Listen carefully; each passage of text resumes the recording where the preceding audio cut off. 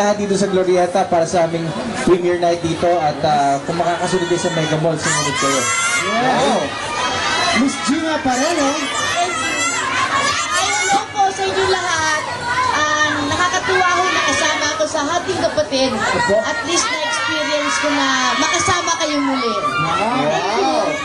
And Miss Sarah Geronimo. Wow! Magandang gabi po sa inyong lahat. Ako, maraming salamat po sa pagpunta ninyo, sa pagsama niyo po sa amin dito sa premiere po ng Hating Kapatid. Ako, excited na po ba kayo? Yes, Kanina pa sila nasisigawan.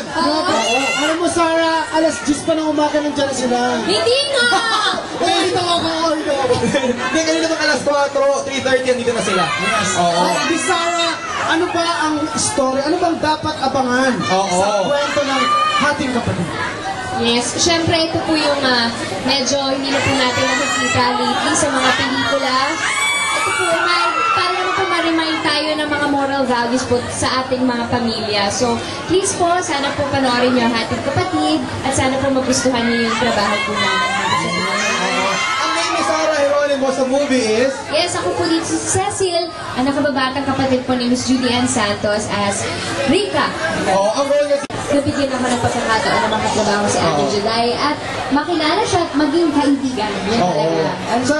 Sa off-cam ba, kumusta ang relationship ng buong grupo with Judy Ann? Alam mo niyo si Sarah, napakagaling na artist. Wow! Mapa-comedy, Tama! mapa-drama. Artista talaga. Wow. At saka si Juday. Tamang-tama ito pelikula to kasi dito makikita mo yung galing ng magkapatid. Ang galing umakting dalawa, nakakayamot. Ano feeling, Sarah, na si Miss Gina nagsasabi sa iyo niyan ngayon, sa harap ngayon? Ano pakiramdam? Siyempre, Gina Pareno. Oo. Siyempre, coming from Tita Gina, na ano po yun. Parang ano po, siyempre thankful kay Tita. At sana mapangatawanan ko yun. Ito ba, Sarah, na-practice mo talaga or nasa puso mo na ang pag-arte? Oo, nasa puso na rin. Nasa puso na rin. Gusto na, nahilig na ako. Alright, thank you, Sarah. Ito naman kay JC, ang kapartner niya si Judy Ann. Yes, si Judy Hindi ka ba medyo parang naiilang kasi Judy Ann Santos naman ang kapartner mo sa movie ito? Sa totoo lang lahat po sila. Naiiyak po. At then parang medyo nahiwalay si JC, di ba? Kasi kapatid si JC, then the rest is like a pamilya, no?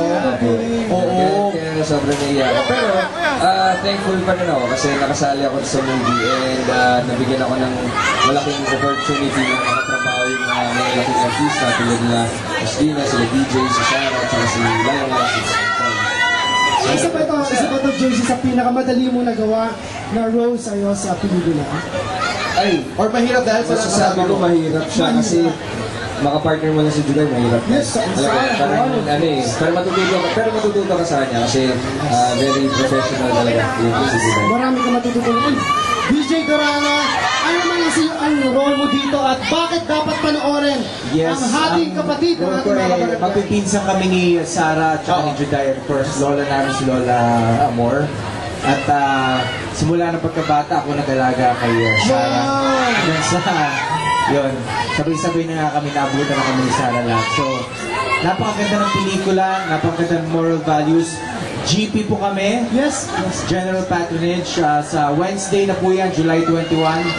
Hating Kapatid, The Pop Princess, Superstar. Pop ko, ano ba? Drama, lahat na dyan si, Judy Ann. Panoorin niyo po yan sa Wednesday po yan, Hating Kapatid. Alam mo yung team song tinutugtog natin sa Barangay LS? Yes. Love will keep us together. Oo. Pwede mo Sabi mo sound call mula kay Sarah Geronimo. Bukas tutugtugin ko ng maraming beses lahat ng kanta ni Sarah. Of course naman. Ayan, sige. Wala akong -1. Oh, may nisuot. Meron ba? Ay, wala po. Kaya naman ni Sarah yan. Kapela na. Sige po. Love will keep us together. We can remember. Sometime the girl goes along, singing her song. Don't mess around, you just gotta be strong. Just stop. Oh, 'cause I love you. Stop.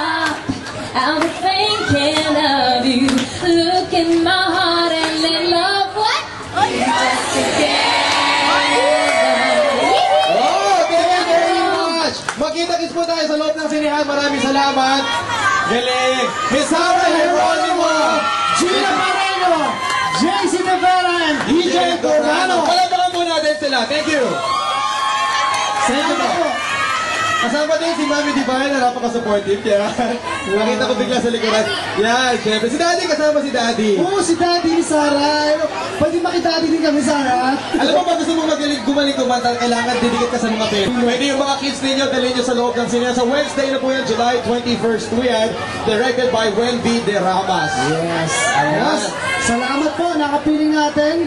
At, Alam mo, first time kong makita si Sarah sa personal, maganda si Sarah sa personal. at saka napaka-humble magsumagot. Oo. Unlike sa ibang artist. Kasi diba? napanood interview niya sa Sharon. Yes. So, parang nababanggit marami, na medyo mahihain daw si Sarah, pero dapat di siya bayan kasi magaling naman si Sarah, di ba? Hindi kasi, dapat si Sarah sabi mo, hindi dapat nahiyain kasi magaling naman siya. Oo. Hindi yun. Ang problema kasi, hindi niya alam at ayaw niya pang tanggapin ang sikat niya. Wow! At ang galing niya. Meron na kaming barangay showbiz bukas sa Barangay LS. Yes. Meron na kaming showbiz bukas na ibabalita. Ito. Gagaling kay Miss Gina yan. So, ayan po. So, mga gusto pa kumuha ng pictures. Pwede pa. Habang iniintay natin, baka may mga questions tayo dyan, mga follow-up questions pa sa mga gusto nyo. Baka may tanong kayo dyan. Sino may tanong? Ang kapartner ni Sarah dito is si Luis Manzano. Kumusta naman si Luis bilang kapartner? Di ko natanong yun. Oo. Ay, ayoko siyang kapartner. No, talagang na-enjoy katrabaho si Luis. At nakatulong din dahil friends naman talaga kami. Nagkakatrabaho kami sa ASAP, nagkukulitan. So, mas masasabi ko, mas naging close kami nung ginawa namin itong movie. Oo. Talaga naman, pagkasama mo si Luis kasi medyo hawk na hawk, Yun Oo.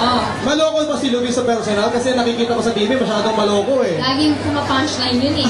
Nakakapagod na Miss ko ba sa dressing room? Ganun din ba siya? Oo, ganyan po siya sa dressing room. Okay. May tanong naman ako kay Miss Gina. Kumusta naman po katrabaho si JC De Vera? Oo. Kasi si JC is from Kapuso. Of course. JC is from Kapuso. Yes. Tapos nagkapatid, hindi pa nagsa-kapamilya. Oo. So, si Miss Gina naman is kapamilya. So, first time hindi po makatrabaho si JC. Kumusta naman po siya bilang katrabaho? Bilang katrabaho si JC, mapapanis yung laway mo. Paano ayaw magkikibo? Ay, mahihain. Opo, mahihain. Ito talaga mahihain. Magsalita ka, maghanap buhay ka. Ay, Hoy, pinabati natin si Dr. Niña Rodil de Luna of Dental Focus. Yes, salamat. Kasi sponsor din ni JC si Dr. Niña. At saka super strict daw ng parents mo. Kasi pati ngipin mo binakuran. So ayan ha, kita po natin baka may mga follow-up questions pa kayo.